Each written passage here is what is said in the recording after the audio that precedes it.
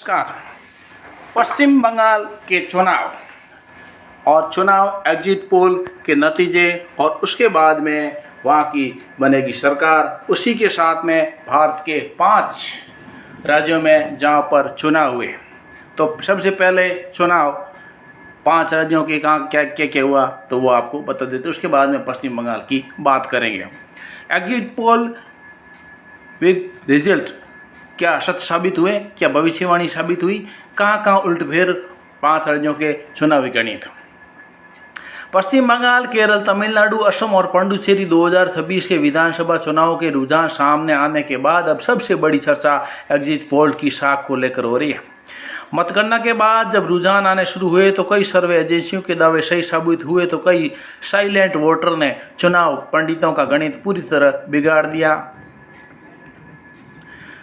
2026 विधानसभा चुनाव परिणाम की विश्लेषण ये है कि असम और पुडुचेरी में एग्जिट पोल के अनुसार एनडीए और एनआर कांग्रेस बीजेपी गठबंधन की जीत के साथ सटीक साबित हुए। तमिलनाडु के अभिनेता विजय की पार्टी टीवीके ने 98 से 120 सीट के अनुमान के साथ द्रविड़ राजनीति में सेंध लगाई और केरल में यूडीएफ ने 100 से अधिक सीटों पर बढ़त बनाकर हर 5 साल में सरकार बदलने की परंपरा को दोहराया। पश्चिम बंगाल की बात की जाए तो बीजेपी ने 190 से अधिक सीटों पर बढ़त बनाकर बहुमत का आंकड़ा पार किया, जबकि टीएमसी 100 से नीचे सिमटती दिख रही है। पश्चिम बंगाल, केरल, तमिलनाडु, असम और पुडुचेरी के आज का चुनाव नतीजे जो टीवी स्क्रीन और सोशल मीडिया और एग्जिट पोल हकीकत के बीच एक दिलचस्प जंग देखने को मिली कि कहीं चुनावी पंडितों की भविष्यवाणी सुपरहिट रही तो कहीं मतदाताओं की चुप्पी ने बड़े बड़े दावों की हवा निकाल दी। किस राज्य में सर्वे एजेंसियां कितनी खरी उतरी। हालांकि बंगाल में ममता बनर्जी ने रुझानों को संदेह की दृष्टि से देखते हुए अंतिम नतीजों तक इंतजार करने को कहा, लेकिन वर्तमान आंकड़े एग्जिट पोल की उस भविष्यवाणी की ओर इशारा कर रहे हैं जहां बंगाल में पहली बार कमल खिलता दिख रहा और खिला। असम को लेकर भी जो अनुमान था वो सही साबित हुआ और सभी प्रमुख सर्वे एजेंसियों ने एनडीए की स्पष्ट जीत का अनुमान लगाया था।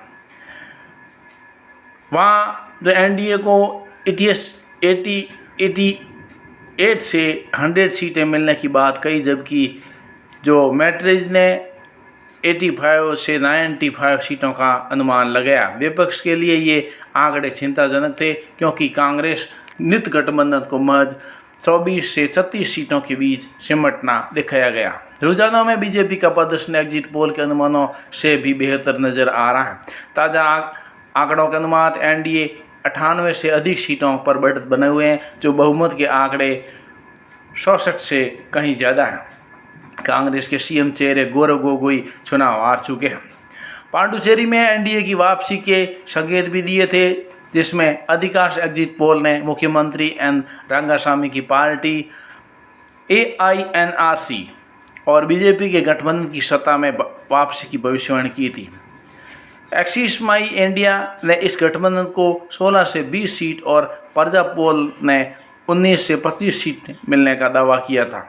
वही कांग्रेस और डीएम के गठबंधन को दहाई का आंकड़ा छूने के लिए संघर्ष करते देखा गया। सोमवार को रुझान एग्जिट पोल के आंकड़ों के बिल्कुल करीब है और मुख्यमंत्री एन रंगास्वामी ने पारंपरिक सीट छत चौड़ी से भारी मतों से बढ़त बनाकर एनडीए गठबंधन वर्तमान में 12 से 15 सीटों पर आगे हैं, जिससे उनकी सत्ता में वापसी आसान दिखी।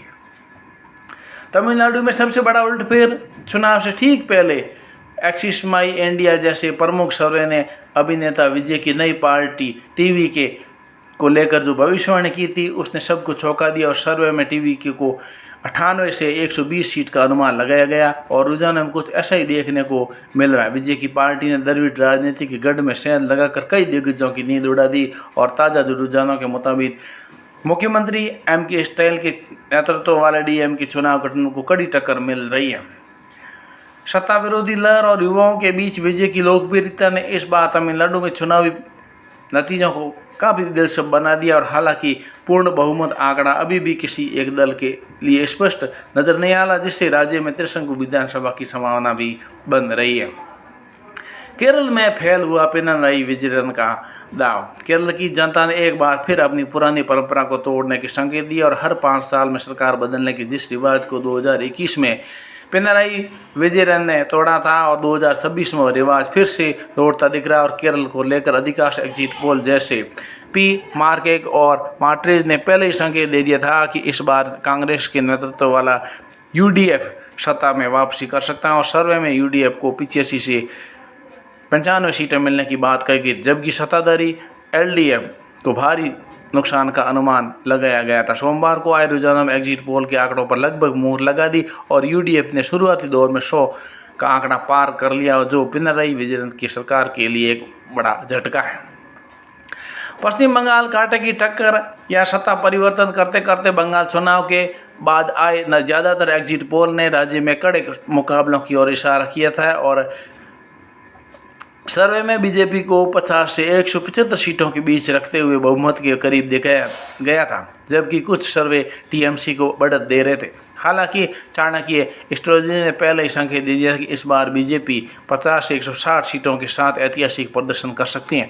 ताज़ा चुनावी रुझानों ने बंगाल में दे दी कि 15 साल के संकट के बादल खड़े कर दिए और शुरुआती आंकड़ों में बीजेपी ने बहुमत का जादुई आंकड़ा 148 पार करते हुए 190 से ज़्यादा सीटों पर बढ़त बना ली। और वहीं मुख्यमंत्री ममता बनर्जी की तृणमूल कांग्रेस टीएमसी 100 सीटों से नीचे परेशान सिमटती नजर आई। कोलकाता और हावड़ा और जैसे टीएमसी के मजबूत गढ़ों में भी शहद लगा दी दिख रही, जो एग्जिट पोल के उन अनुमानों को सही साबित कर रहे हैं जैसे एंटी इकोनॉमीज और बड़े बदलाव की बात कही गई। चुनावों में केंद्र सरकार के प्रधानमंत्री मोदी और वो झालमुड़ी वगैरह पूरी जो उनकी कहानी, और फिर बोले कि वो झालमुड़ी वगैरह ऐसी मतलब जो भी बातें हैं राजनीतिक शास्त्र की, उसके हिसाब से लोग अभी राजनीति में इतने फॉरवर्ड हो गए हैं कि वो सब कुछ समझ लेते हैं। और इस प्रकार से बंगाल में मुख्य रूप से बात की जाए तो बंगाल में बीजेपी को जीती है और ये एक बड़ा मुद्दा था। पिछली बार जीते जीते पीछे रह गई थी और इस बार तो जीत करके ममता बनर्जी को भी साइड में धकेल लिया और अगली बार पता नहीं कहाँ रहेगी, इसका नहीं मालूम। लेकिन इस बार जो उनका लक्ष्य था बंगाल में बीजेपी को हरा दिया और बंगाल में बीजेपी सरकार बनाएगी। तो ये 5 राज्यों के चुनाव परिणाम जिसमें एग्जिट पोल की क्या राय थी, तो एग्जिट पोल ने करीब करीब सही बताया था, क्योंकि वो भी जनभावना और इधर उधर की बातें को लेकर के ही एग्जिट पोल की सर्वे रिपोर्ट बनाते हैं। तो कुल मिला के बाद हाँ ऊपर नीचे 5, 10, 20 होते रहते हैं, वो अलग बात है, लेकिन कुल मिला के बात यह है कि एग्जिट पोल हैं वो बराबर ही हैं। तो वीडियो को लाइक कीजिए, चैनल पर नए सब्सक्राइब कीजिए, वीडियो को शेयर कीजिए। जय हिंद।